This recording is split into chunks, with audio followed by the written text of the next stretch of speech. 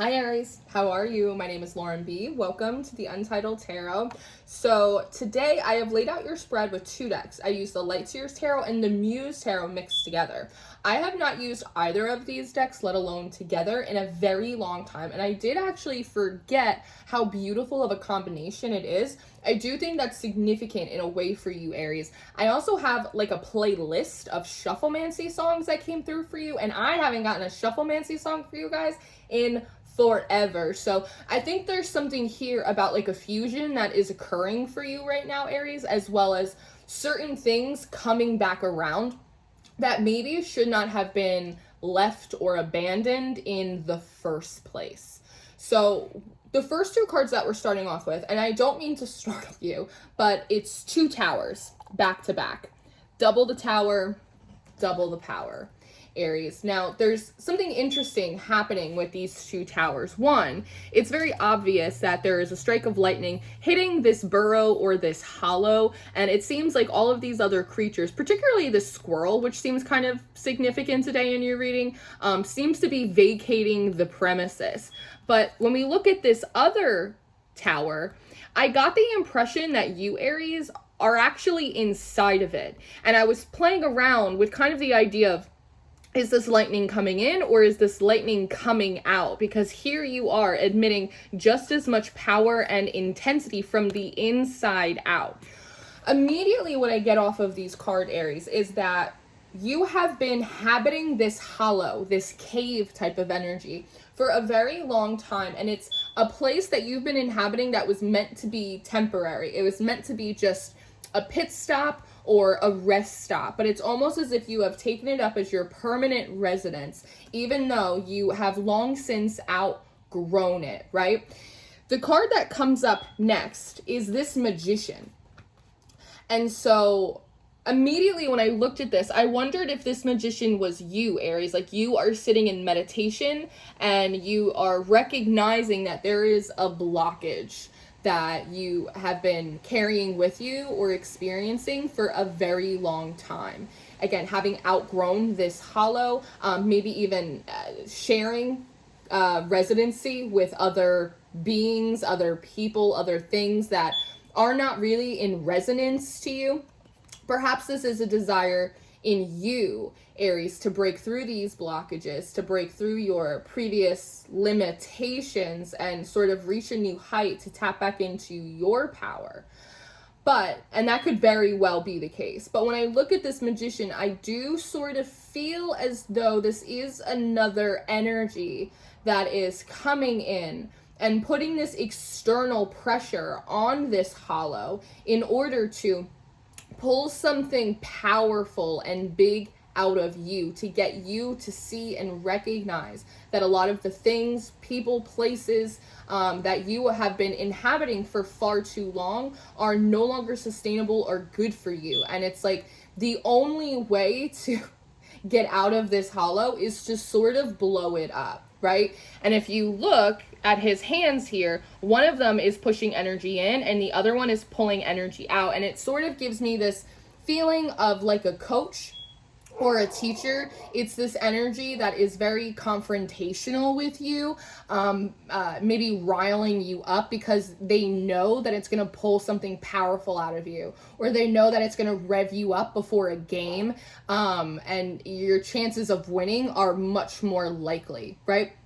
So it just feels as if there is a part of you that recognizes and maybe is even very frustrated from the limitations that are around you, but maybe you haven't had enough power or enough energy. It's like a locomotive, right? It's like you just haven't had enough steam to really, that's what it is. It's, if you crawled into this hollow, Aries, when you were much smaller, right, than you are now, and then you grew, how would you get out of the hollow? Right? Does that make sense? Because if you were the same size as when you entered, you'd be able to climb right back out. But you have grown so much in the hollow. It has done good things for you, but now you're so big, you can't actually get out the door. So the only way to get out is by blowing it up. And this Magician is coming forward to help you do that. They are applying pressure to the external of this situation, of your field, of maybe your mind and your energy, in order to spark something in you so that way you can bust through it from the inside out. It feels like it's important that you are a part of this process, because otherwise it's not a choice that you're making, it's just divine intervention. And kind of what's the fun in that? The Ace of Cups comes up next. So one, immediately there is this big message of that this is being done out of love for you, Aries, because you are much bigger than the places, the conversations, and the people in which you inhabit. This is done out of love. It's this feeling of like, you deserve better and we want more for you. So we're going to apply this pressure to get you to kind of pop, to expand. And in that, part of what this Ace of Cups is coming out of, it's about an expansion.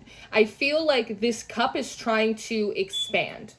That's what it feels like for me. And so perhaps, Aries, part of what this process is doing, it is inspiring a reconnection to your most powerful emotions. There's a lot of this sort of Stranger Things, House of the Dragon messaging that I see throughout this reading. And something that I noticed in Stranger Things is the character 11. She's obviously very powerful with, you know, the power of her mind. But when she taps into emotion, pain, love, anger, it's like she goes off of the charts, because emotion is the most powerful energy in the world. It far surpasses that of the mind. And so perhaps, Aries, you have been doing a lot with the power of your mind, and maybe you're a bit fatigued there and you have forgotten that there is another surplus of energy that is available to you through the expansion and the recognition of your emotions. Part of this also feels sort of like diaphragmic, like breathing exercises, the expanding of the lungs, right? The Two of Voices comes up next, and all of a sudden it kind of feels like the lungs sort of inflating a bit. But all in all, this is something that you are participating in, because you also realize that if you don't tap into a greater sense of your own internal power, you are not going to be able to get out of this rut or get out of this hut, per se. And this energy, this magician, is coming in out of love to help you do it. But you are absolutely doing most of the heavy lifting. But the whole essence of this with this Two of Voices is to help you have a breakthrough. Sometimes you have to break down or break things down in order to have a breakthrough. It's about getting you across some kind of threshold. Now, something that I've never noticed in this card, I'm noticing things in the cards today that like I haven't seen really before. It's these two, they look like runners, right? Like these sort of fancy, almost like Argyle type of rugs. Now, when this card is on my board, she's actually walking on like the left-hand side. This feels like almost, Aries, like two possible runways. Like the destination has always been set, but the way to get there has always been a little bit fluid. And maybe at one point you were on the other side of the card, and that's when you hit some blockages. But you are walking on the left-hand side of this. Now, this is a side message. It's not going to be for all of you. And so if it's not for you, do not take it on as your own. But for some of you, this is a clear indication that you are coming into the awareness that you are not a love and light worker, that you are a left-hand practitioner, that you work with the infernal divine. Those are the energies, those are the entities, those are the kings that love you, support you, work with you. That is your path. You are a left-hand practitioner, and you can do so and be so proudly. And that's actually what's going to work for you best. That is not for all of you. So do not take that on if it is not yours. If that is yours, that message will be confirmation, not delivery. Very good. Very good. So for the majority of you, again, it's about crossing through some type of threshold. It's about a separating, especially with the hair here, the energy, a separating of your energy from the people and the places and the things that were also inhabiting this, a separation of your mental energy from those blockages, from those fears, from those limitations, a separation from the version of you who doesn't feel powerful or capable or have agency. The Wheel of Fortune comes up next, Aries, and it's this feeling of unpredictability, that this is something that is surprising to you. Maybe you didn't expect to all of a sudden be making these like really quick decisions. It feels like almost automatic. You're not taking a lot of time to really ruminate on it. It's much more of an instinctual process for you. It's here, and so I must, right? So what you're doing right now, it is a little bit unexpected of you, but it also feels like there's sort of this feeling of like other people don't expect you to do this either. No one thought that you were gonna rock your own boat, so to speak, right? It's a gamble. Sometimes, you know, I had someone reach out to me recently for advice, right? And essentially the advice that I gave this individual was, you know, I've been through a lot of stuff in my life, and I've learned two things to be, you know, kind of self-evident. One, you have to be careful of following people, even with the best of intentions. And two, sometimes you have to take risks, right? And it just feels like that's one of those times for you, Aries, that like you are rolling the dice. This is unexpected. There's really no plan or preparation for it. And this is not what other people would expect you to do. But it sort of must be done, even if it's inconvenient to other people who have nestled themselves into your hollow, because you need to expand. It's like a balloon. You need to inflate with your own like healthy sense of power. Now, the Fool comes up next, and so there is sort of this, and if you notice in this Tower card, you're balancing here, and so there is this idea that, like, you've been in the same place so long, it's like you entered this place to create balance in your life, but because you've been in this energy or this mindset or this location with these people for so long, it has now become an imbalance in your life. Sometimes that happens. Sometimes what is initially the medicine can become the poison later on, and those are things that we kind of need to be mindful of. So as you're kind of sitting in this position right here, almost like a launching pad, a jumping off point, because the background of these cards look kind of, see through this gateway, they look a little bit similar to me. So as you are crossing through this threshold, Aries, and there does feels like there's layers to this, you jump off into this Fool card. So the idea is first you need to get yourself out of this hollow, so to speak. Then you need to make your way down the runner and through the threshold. And then once you get through the threshold, like a jumping off plane, you end up in this Fool card, and now there's another jump. So there's layers to this, and it does feel like an accordion is what they're showing me. It's very condensed. It requires a lot of air, right? Back to that sort of diaphragm type of thing. And it makes a lot of noise. It's a little bit of like a bull in a china shop type of energy. But again, it must. It must. So as you do that, Aries, it feels like you do kind of jump off of this cliff. You do enter through this threshold, and when you do, you enter into this Seven of Wands. And there's like a lightness to this Seven of Wands. It's like this, it's like the first moment of peace, of it is done, like I did it. I cracked through that thing. I separated myself from those people. It's sort of this, trying to hold on to this moment of neutrality. Even if you look at see the background in here?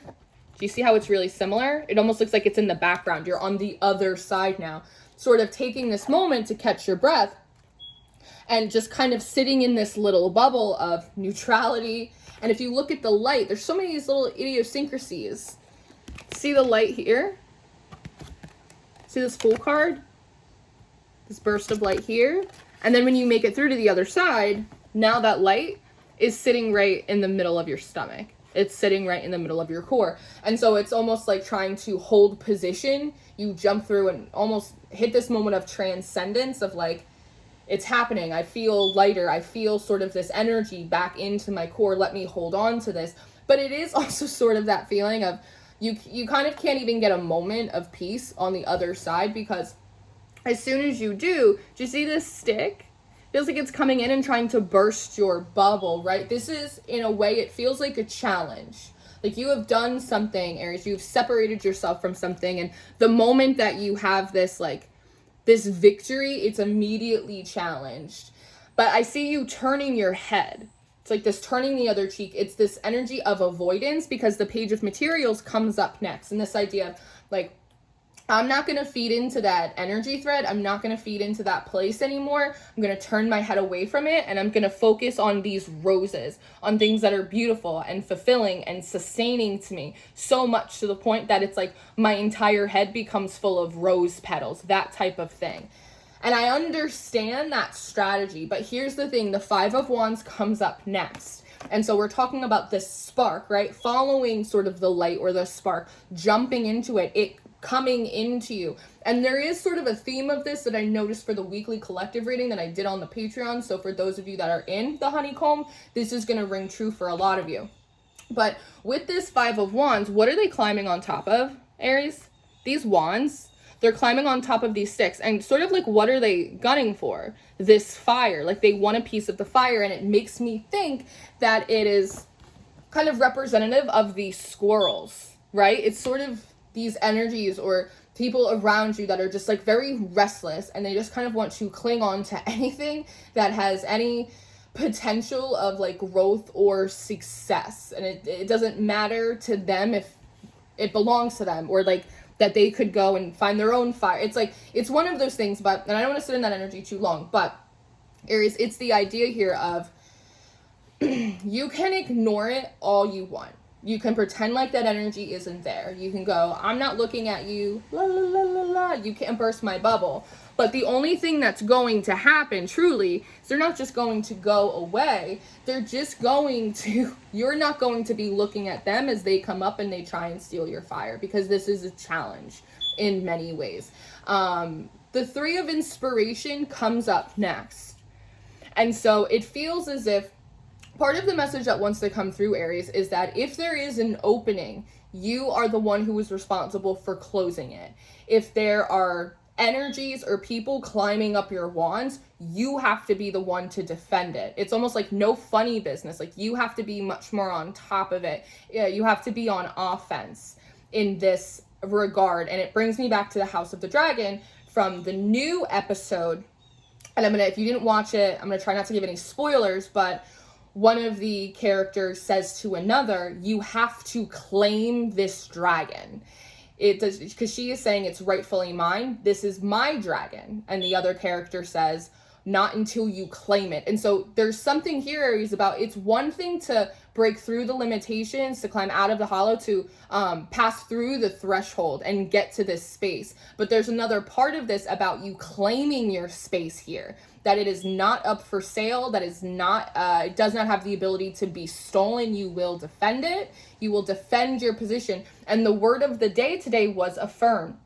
And affirm is defined as to state something as a fact, to assert strongly and publicly. And a lot of what the Seven of Wands traditionally means, it's about a defending of your territory. It's a standing of your ground. So this Three of Inspiration feels like you're being encouraged to say, hey, I'm going to go down and I'm going to knock down all of your wands to make sure that you can't climb up here and bother me and mess with me. If there's an opening, I'm going to close it. If there's a crack, I'm going to patch it. I'm going to do my due diligence to make sure that you can't come up here, because this is my space. You already climbed in my hollow before. You're not getting up here, right? Does that make sense? So it feels like you were in the process of doing that. It's not your first instinct. That's not what you want to do, because again, it's confrontational in a way. But this magician from earlier is intentionally being confrontational with you to pull out this power within you, because maybe there are some things or some people that like you do have to confront, Aries, or even energetically, like you do have to cut off ties, or you do have to make sure that your protections are set up in such a way that other people or energies can't get through, right? It's like, this is your life. It's not a game. Does that make sense? And I know I'm coming forward like a very serious energy, but this is just the energy that I feel around this, that it's not a game, Aries. This is your life, right? The Nine of Cups comes up next. And so there is something sort of deliciously delightful about when you knock down these dominoes, you kick down these sticks. It's like pushing someone's ladder over so they can't get on your roof and mess with your satellite dish. And then there is, again, another jumping off point that happens here. You go, it's like you get in and you get out quickly. And then you kind of end up flying into this Strength card, which is beautiful because it has this really gorgeous balance of sort of like brain meets brawn. What is the word I want to use? The energy here is very primal, between like what is sort of civilized and what is primal.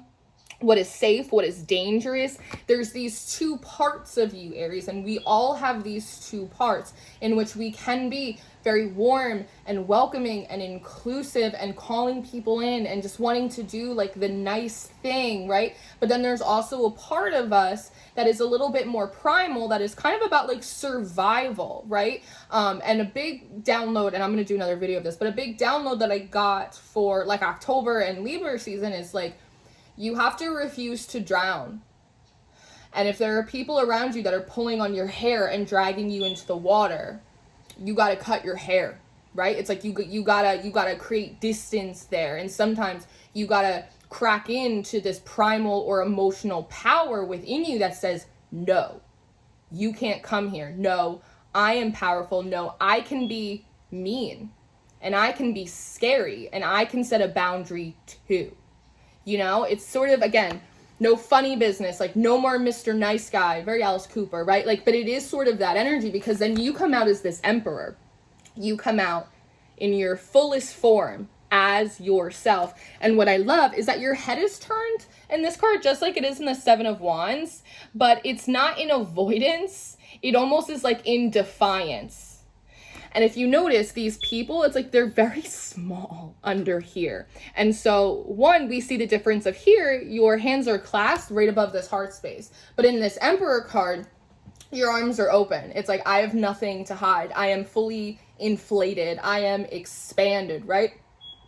And then these people are down here, and they're very, very small in comparison to you. Now, I don't say that to mean that other people are small and worthless and they don't deserve respect and dignity and all of that stuff, because absolutely they do. We want to be mindful of not dehumanizing other people in the pursuit of exalting ourselves. That's not what we're doing here. What we're saying is that the concerns about some of these people, or what they project on you, or ways in which you self-sacrifice too much, like, it's just, these are small potatoes in comparison to what is important to you now, right? These could be external validation from people. I want them to like me. I want all of these things that are wrapped up in how other people feel or think about you, or what they want or what they need from you. And none of it has anything to do with like you and what you want for yourself and what's best for yourself. It's that type of energy. It's just very small in comparison to your new priorities, to this new energy and this new mindset that you're sitting in, right?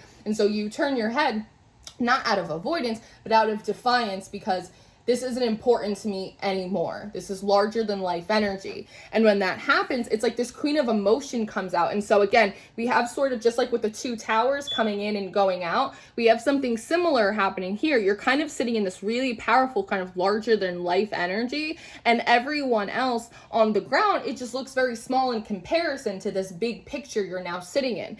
And then this Queen of Emotions comes out, and you see, like, see there's this tiny person up here waiting in the water, and then there's this huge aspect of you right underneath, again, connected back into your emotions, realizing how powerful it is. And when you're tapped into that energy, Aries, there is a part of you that is so mesmerizing and beautiful and lovely, but also very intimidating and kind of scary in a way, right? It's like you don't really want to mess with Aries. And I think like there is a little bit of that grit, or there is a little bit of that bite that like you kind of left behind somewhere in order to be more balanced, or, you know, create some kind of stability in your life. But at some point that became the imbalance, because you were too much in the logical mind, not enough in your emotions, right? Too much in civility and not connected enough to your primal instincts. And so all of a sudden it's like from the inside, right, with this Queen of Emotions, and the outside with this Emperor,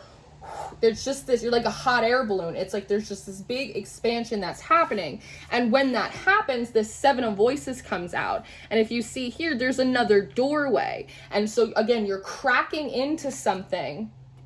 You're cracking into a doorway within yourself. And when that happens, it becomes very obvious, Aries, that like you can now work both sides of the coin. The side that is light and bright and beautiful, that is very neutral, welcoming, but you can also work the other side of the coin that says, don't you mess with me. You're not going to get anything through here. And part of, you know, what's coming up with this Queen of Emotions is the ability to see through things, see through people much more clearly, as opposed to maybe making excuses or wishful think, any of the stuff that we as people do, right? So it feels like when you tap into this energy, Aries, you do become like a formidable force. And with this 10 of Wands that comes up next, it's almost the idea that like whatever like these squirrels are, or these people, or like these energies that feel like it's always constantly challenging you, all of a sudden it kind of becomes more trouble than it's worth, because Aries has just tapped into a brand new energy. Aries is unpredictable. We don't know what Aries is going to do. They could operate from either side of the coin, the right or the left hand path. So maybe we should just pack up our shit and get out of here. That's exactly what it feels like. We're just gonna one look at you from this point out and they're like, we're out. We don't want to deal with this. This is more work than we thought it was going to be. And then you get to sit here in this 2 of Wands and the 7 of Pentacles. Aries, all of a sudden now you are left alone. You are not in a hollow. You are in a bigger space. You have access to your full energy plus some, and you're able to kind of look over the horizon. And I like that it's peachy and it's coral and it's pink, because it's the same, again, it's the same background as here. So this is you really, like I said before, claiming your space, not just being sort of in the what's it called, like at the reception desk, right, like in the hall.